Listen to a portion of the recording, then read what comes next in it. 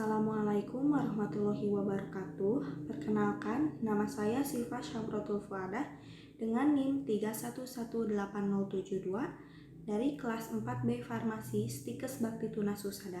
Di sini saya akan memaparkan materi tentang analisis pemanis makanan untuk memenuhi tugas mata kuliah analisis kimia bahan makanan. Pemanis merupakan senyawa kimia yang sering digunakan untuk keperluan produk olahan pangan, industri, serta minuman dan makanan kesehatan.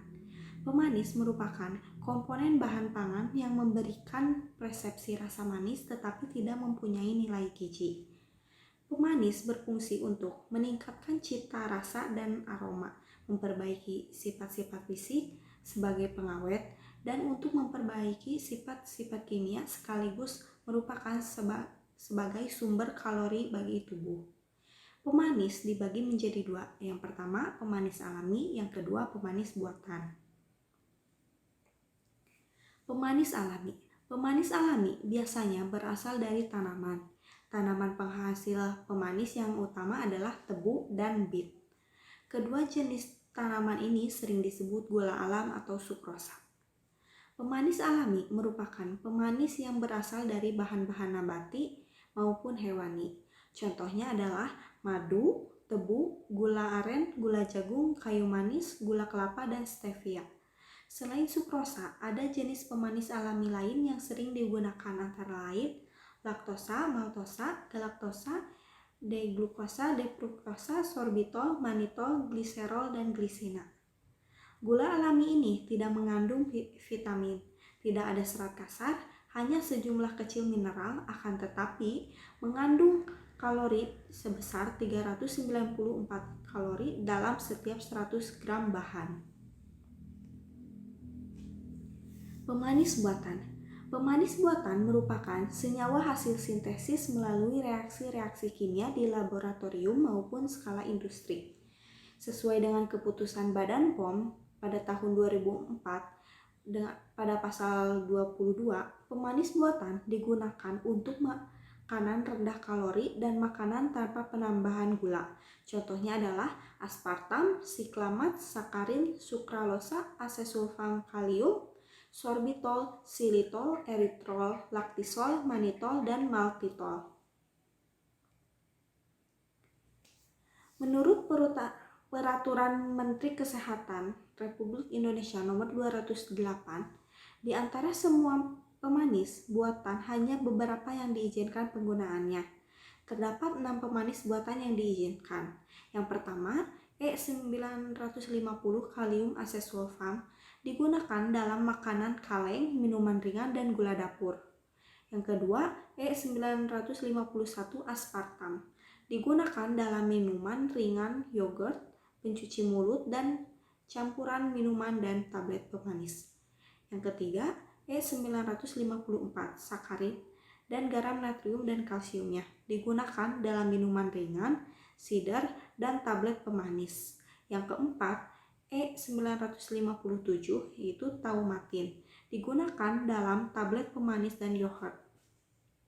Yang kelima, E959 neohesperidin dihidrokakon atau NHDC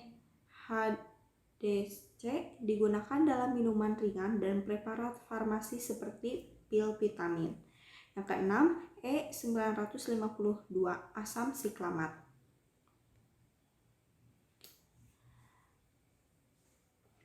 Berikut ini cara isolasi.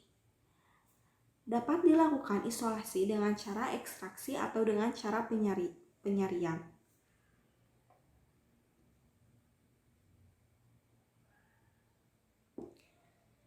Ekstraksi. 5 gram sampel dihaluskan, lalu dibungkus kertas saring dan dimasukkan ke dalam alat soklet. Ekstraksi dilakukan dengan pelarut yang sesuai. Lalu di-add 21-22 siklus cairan penyari sampai cairan penyari sudah tidak berwarna pekat, dan keluarkan hasil sarian dan dikeringkan, lalu yang terakhir ditimbang bobot ekstraknya.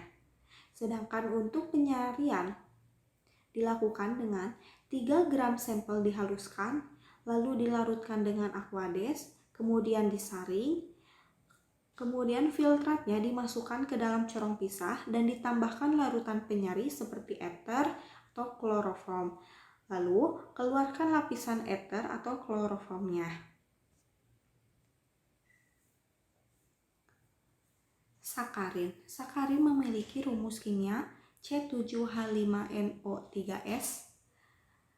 Sakarin ini berbentuk kristal putih, tidak berbau atau berbau aromatik lemah, dan mudah larut dalam air serta berasa manis. Lalu, sakarin sebagai pemanis buatan digunakan dalam bentuk garam kalsium, kalium, dan natrium sakarin. Sakarin memiliki tingkat kemanisan relatif sebesar 300-500 kali tingkat kemanisan sukrosa dengan tanpa nilai kalori. Biasanya digunakan dalam produk makanan atau minuman seperti soft drink, permen, selai, dan lain-lain. Batas maksimum penggunaan sakarin menurut ADI atau Acceptable Daily Intake yang dikeluarkan oleh FAO ialah kurang dari sama dengan 250 ppm. ADI atau kebutuhan per orang per hari untuk sakarin adalah 50 mg per kilogram berat badan. Uji kualitatif sakarin dilakukan dengan uji resorsinol. Yang pertama, preparasi sampel. Kemudian 10 ml sampel ditambah 50 mg resorsinol. Lalu ditambahkan asam sulfat pekat, lalu dipanaskan dan didinginkan. Setelah dingin ditambahkan 10 ml air dan ditambahkan NaOH 5 m berlebih. Kemudian hasil positif terbentuk warna hijau yang berfluoresensi. Sedangkan untuk uji kuantitatif sakarin yaitu dengan titrasi alkalimetri. Yang pertama-tama dilakukan preparasi sampel. Kemudian sampel sebanyak 10 ml diasamkan dengan asam klorida 3% dimasukkan ke dalam corong pisah. Lalu diekstraksi dengan 25 ml ether, diambil lapisan ekstrak ethernya. Lalu ditambahkan 75 ml air panas dan dititrasi dengan natrium hidroksida 0,1 N, ditambahkan indikator fenolftalein, lalu dicatat volume titrasinya. Yang kedua yaitu sorbitol. Sorbitol memiliki rumus kimia C6H14O6. Sorbitol ini berbentuk granul atau kristal berwarna putih dan titik leleh berkisar antara 89 derajat sampai 101 derajat Celcius. Higroskopik dan berasa manis. Sorbitol memiliki tingkat kemanisan relatif sama dengan 0,5 sampai 0,7 kali tingkat kemanisan sukrosa dengan nilai kalori sebesar 2,6 kalori per gram atau setara dengan 10,87 kJ per gram. Sorbitol termasuk dalam golongan GRAS sehingga aman dikonsumsi manusia, tidak menyebabkan karies gigi dan sangat bermanfaat sebagai pengganti gula bagi penderita diabetes dan diet rendah kalori.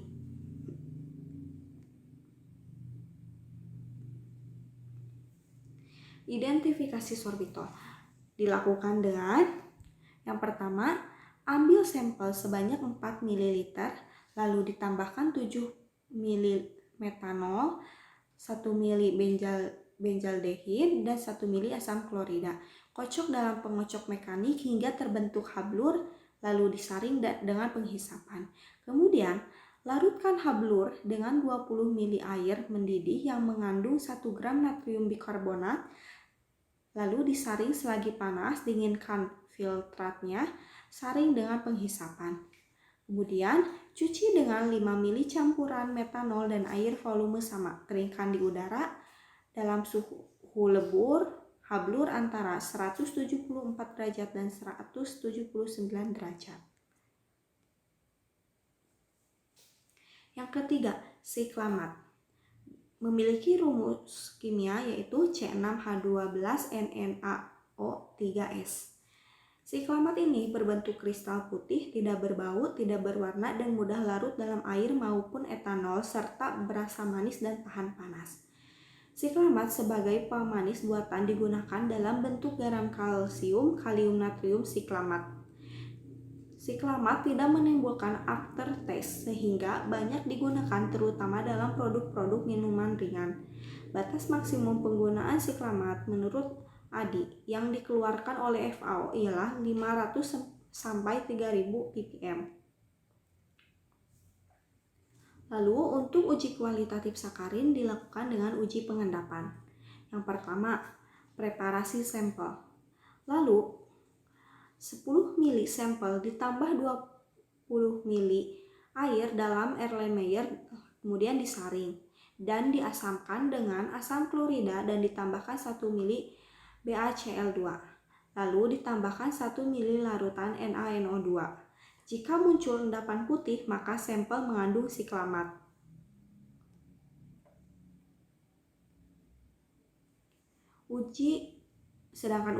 Untuk uji kuantitatif sakarin yaitu titrasi nitrimetri. Yang pertama dengan preparasi sampel. Lalu 10 ml sampel ditambah 45 ml air dan ditambahkan asam klorida pekat dalam Erlenmeyer dan ditambahkan 5 tetes indikator tropeolin ditambah 3 tetes metil biru. Kemudian dititrasi dengan baku NaNO2 0,1 m, lalu dicatat volume titrasinya. Yang keempat ada aspartam. Aspartam memiliki rumus kimia C14H18N2O5. Aspartam ini senyawa yang tidak berbau, berbentuk tepung kristal berwarna putih, sedikit larut dalam air dan berasa manis.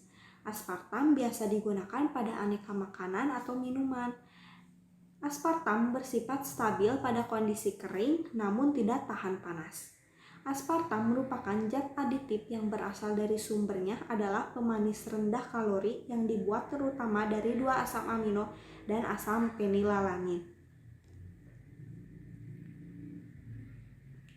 Untuk uji kualitatif aspartam dilakukan dengan uji KLT. Yang pertama dilakukan preparasi sampel. Kemudian fase diam yang dilakukan yang dipakai yaitu silika gel 60 GF 254, sedangkan fase geraknya N-butanol, asam asetat glasial dan air dengan perbandingan 2:1 dan dibanding 1. Kemudian sampel ditotokkan pada silika. Lalu noda dilihat di bawah lampu UV pada panjang gelombang 254 nanometer.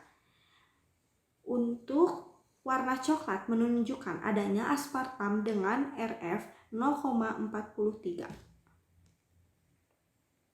Sedangkan untuk uji kuantitatif aspartam yaitu dilakukan uji KCKT.